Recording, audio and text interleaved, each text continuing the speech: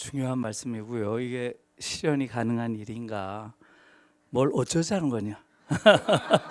이런 말씀인데요. 중요한 말씀이고요. 그럼 우리는 어떻게 해야 되는가? 예, 엄청난 벽이 앞에 있는 것이고요. 예, 그것을 깬다는 건 사실 어렵죠. 저는 현실적으로 우리가 가지고 있는 기술적인 어려움은 아무것도 아니라고 봐요.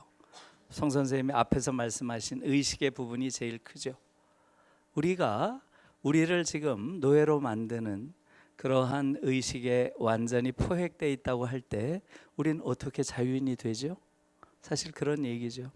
다시 돌아가지만 경쟁 이데올로기, 능력주의 이데올로기, 공정 이데올로기에 완전히 포획되어 있는 상황에서 과연 우리가 이걸 깰 수 있는가? 바로 그 부분이 지금 선 선생님 말씀하신 그런 어떤 벽, 엄청난 벽을 느낄 때 아마 그걸 겁니다. 그걸 소위 우리가 이야기를 하자면 야만의 트라이앵글, 그 벽에 딱 부딪혀서 한 발짝도 못 나가고 있는 거죠. 그래서 일단 제가 거기에 이름은 붙였습니다, 선생님.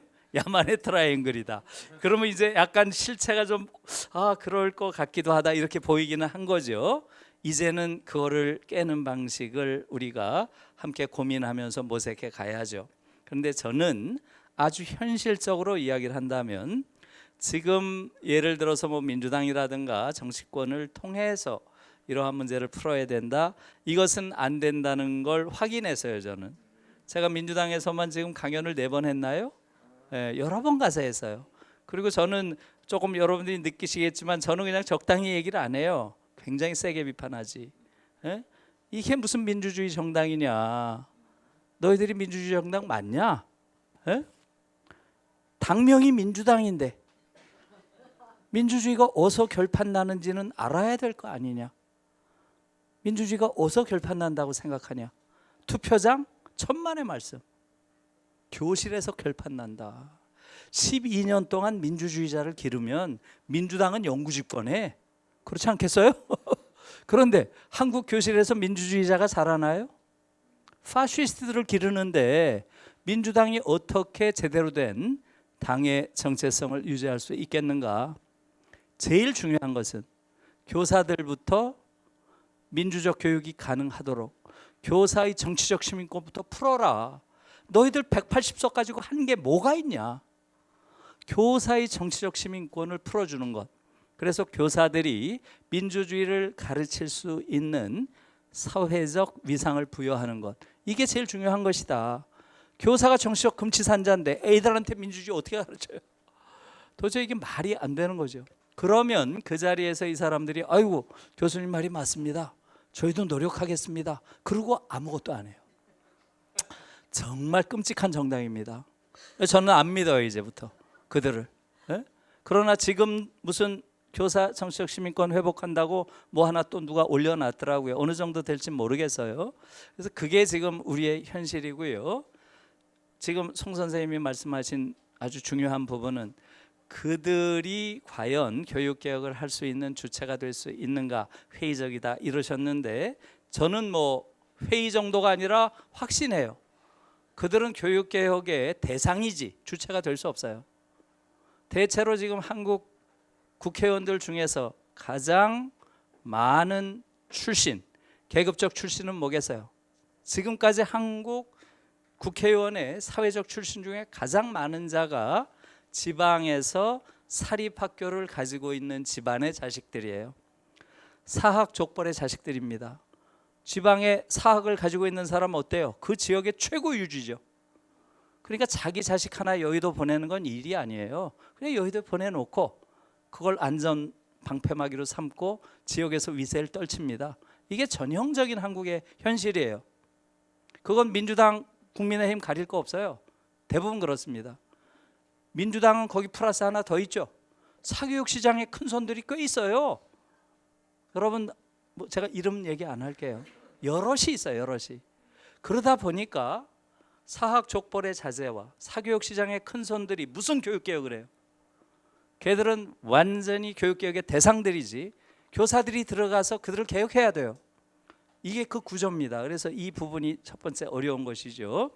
그래서 저는 그러면 구체적으로 뭘 어쩌자는 거냐? 전 세 가지를 해야 된다고 봐요. 첫째, 한국 교육에 의해서 고통을 당하는 사람들, 이 사람들이 이제는 운동을 해야 돼요. 말만 해서는 안 돼요.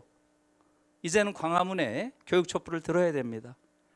저는 100만 명의 사람들이 광화문에서 교육 촛불을 밝히는 날 교육혁명은 성공한다고 봐요. 그게 누구겠어요? 학생, 제일 큰 고통을 받고 있죠. 학부모, 다 고통받고 있어요. 그 다음에 교사들이죠. 이 3자가 손잡고 광화문에서 교육 촛불을 들어야 됩니다. 우리 아이들도 존엄한 인간이다. 얘들은 공부하는 기계 아니다. 경쟁 기계 아니다. 이걸 소리쳐 외쳐야 돼요. 이게 정치권에게는 가장 강력한 메시지가 될 거고요. 두 번째, 교사들이 정치적 시민권을 회복해야 되고요. 그걸 통해서 OECD 국가들의 평균 수치 대체로 10%입니다. 교사가 의회를 점유하는 비율이 평균 10%예요. 우리도 10%면 몇 명입니까? 30명이죠.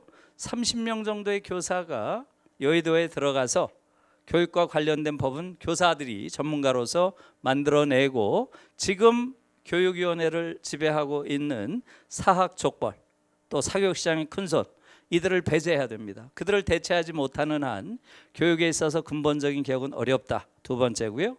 세 번째, 이게 어찌 보면 가장 현실적인 거예요. 저는 제가 주장하는 세 가지가 10년 안에 이루어질 거라고 생각해요. 사실은 여러분들보다는 훨씬 더 낙관적이에요. 대학 입학시험 없애고, 대학 서열체제 없애고, 대학 등록금 없애는 거, 이거 어려운 일이 아니에요. 유럽은 다 하고 있죠. 그 얘기는 지금 안 할게요. 유럽은 이거 다 하고 있는 거예요. 대학 등록금 없애는 거는 다음번 대선에 없어집니다. 저는 확신해요. 요번 대선에서도 이재명과 윤석열 캠프에서 끝까지 만지작거렸어요. 그러다가 안 했습니다. 저 깜짝 놀랐어요. 요번 대선의 공약으로 나오리라고 전 예상을 했는데 막판에 둘 다 안 내놓더라고요. 다음번 대선에 무조건 나옵니다. 그래서 그 문제는 그냥 해결될 거고요. 나머지 두 개죠. 대학 입학시험 없애는 거, 대학 서열 없애는 거. 이 문제는 어떤 식으로 하면 되겠어요? 3년 후 혹은 8년 후에 교육 대통령을 뽑으면 돼요. 그게 지금 대통령제 국가에서 가장 쉬운 거예요. 현실적으로는 대통령의 힘이 절대적이니까. 그래서 거기에 대한 상상력을 가질 필요가 있어요. 저는 그래서 몇 년 전부터 젊은 국회의원들, 정치인들 중에서 이런 걸 수행할 만한 인재가 있을까 계속 보고 있어요. 그런데 다행히 하나 있더라고요. 그래서 사실은 제가 지난 3개월 동안 함부르크 대학에 연구교수로 가 있었는데 그때 독일로 오라 그랬어요. 지금 독일에 있어요. 지금 11월에 올 겁니다. 예. 그래서 저는 그런 교육 대통령을 만드는 게 시대 정신이라고 저는 봐요. 우리가 민주주의를 이제 이뤄야 된다 했을 때 민주주의 대통령을 만든 거고요. 그 다음에 지역 문제가 너무 심했을 때 노무현이라고 하는 지역 문제 깨겠다고 하는 사람을 대통령으로 우리가 만들었죠. 마찬가지예요. 지금 교육 문제가 너무 심각한 문제고 한 사회 전체를 망가뜨리고 있어요. 이제는 그런 교육 대통령을 우리가 이제 만들 때가 됐고요. 얼마든지 이건 여러분들이랑 같이 노력을 해야죠. 그래서 교육 대통령을 만들면 된다. 세 가지.